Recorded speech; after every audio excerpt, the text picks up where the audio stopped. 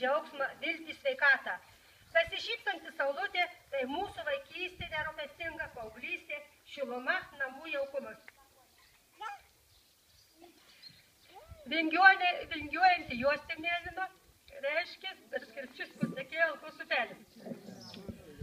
Kur Danius su Igniu gaudydavo žuvytės. Medžiai tai miškas pilnas gėrybių, grybų. Grybai tai mūsų, taip jūsų mėgstami, grybauti, valgyti. Paukščiai skrendantis ir vėl grįžtantis, tai jūs įskirpšius. Tai išskrendat, tai vėl sugrįžtat. Prašau seniausią mūsų giminaitę pakelti vėliavą.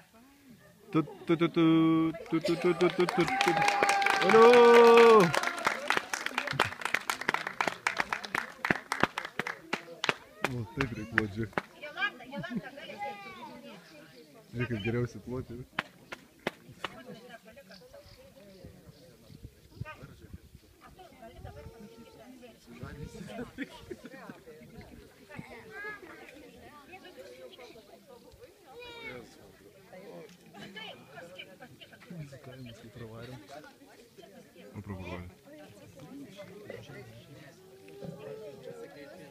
Paplojam.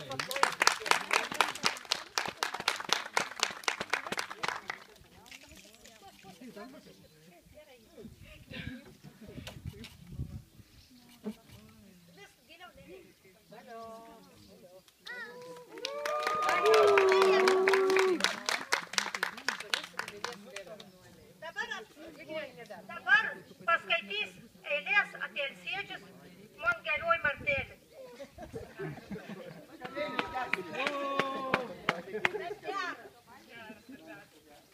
Mažas, bet didelis alsėdžių miestelis, legendom įpintas kiekvienas kampelis, kur staruoja, vingiuoja, piliakalnis tylis. Čia žmonės gyvena, kurie tave myli. Sunkus tavo kelias iš šiandienos būti, galėjo tave iš viso nebūti. Gaisruos nesudegęs, nuo priešų apgintas, alsėdžių vardu, taip seniai pavadintas. Tu mažas lapelis ant delno planetos, bet kontūrai tavo tolo mums mato. Alsėdžius ir saulės, kai šiauro dušvieti, net kur tu bebūtų, namai visas vietis.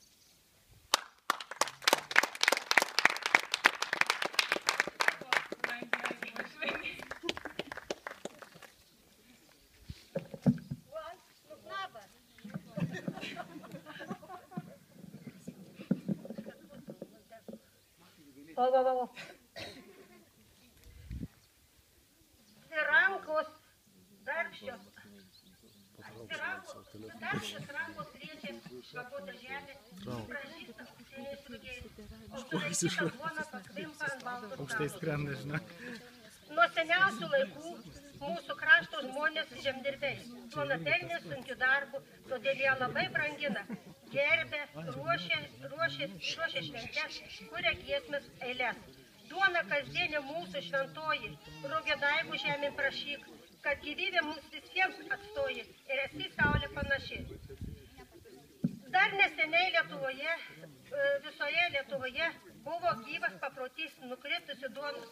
Ar girdėtis yra ne? Labai gerai. Nukritus duonos gabalėlį pagarbiai pakelti, pabučiuoti ir suvalgyti.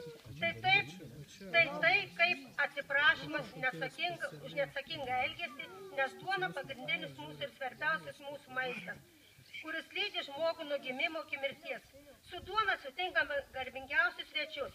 Net ir švenčiausioje maldoje tyria mūsų, mes prašome aukščiausiųjų kasdienės ruginės duonelės. Žemaičiai ir dar 19 amžiui nešdavo į bažnyčią pirmą duonos kepalą, šviežių rugių, aukodavo užmirusius ir dalindavo elgetoms. Nuolatos liesdami kvepiančios duonelės riekia, pripratome prie duonos kaip prie oro, kurio kvėpuojame kaip prie saulės ir nešančios žemė gyvybę. Ir seniai nustojame rinkti nuo stalo trupinius, kaip rinkdavo mūsų bočiai, gerdami sunkų žemdirbio darbą, auginant rugius. Tikrusios duonos vertės negalima išreikšti jokiais matais. Ne veltui šių laikų poetai duoną vadina šventa.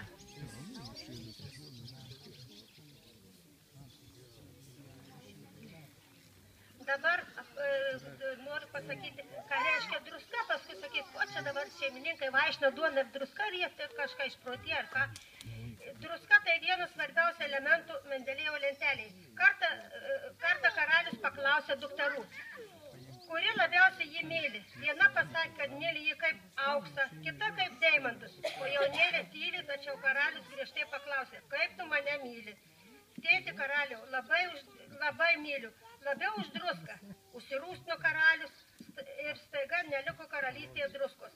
Tada karalius suprato, kad jaunėlė teisi, myli jį labiau, nes druska daug brangesnė nei deimantai yra auksas. Tęsdami mūsų bočių tradicijas kviečiame visus paragauti duonos ir druskos. Visi einat iš eilės, laužėt ir ragaujat. Taip.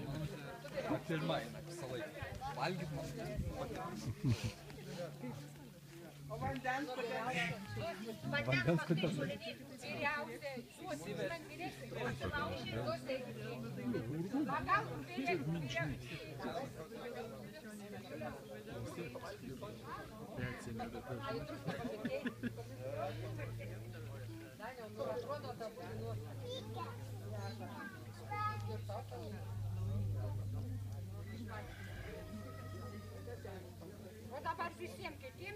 Visi, prašom, visi čia ne didelis, ne mažas nepaliktų be duonos ir druskos.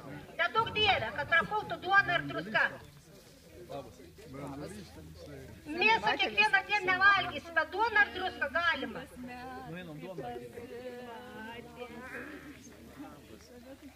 Nuirta lapas.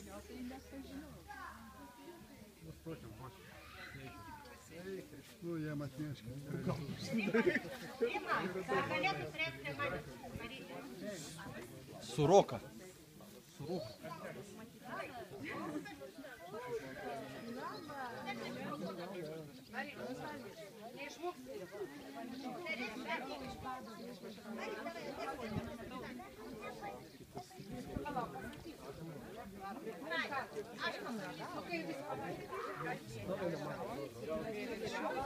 Dabar filmuokit.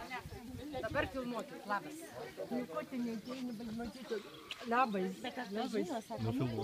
Makukė. Makukė. Makukė, jo. Makukė. Įdegus kokie. Na. Kur makukė? Kur makukė? Ką? Kur makukė? Nu, mane makukė. Dabar dainuosim visi.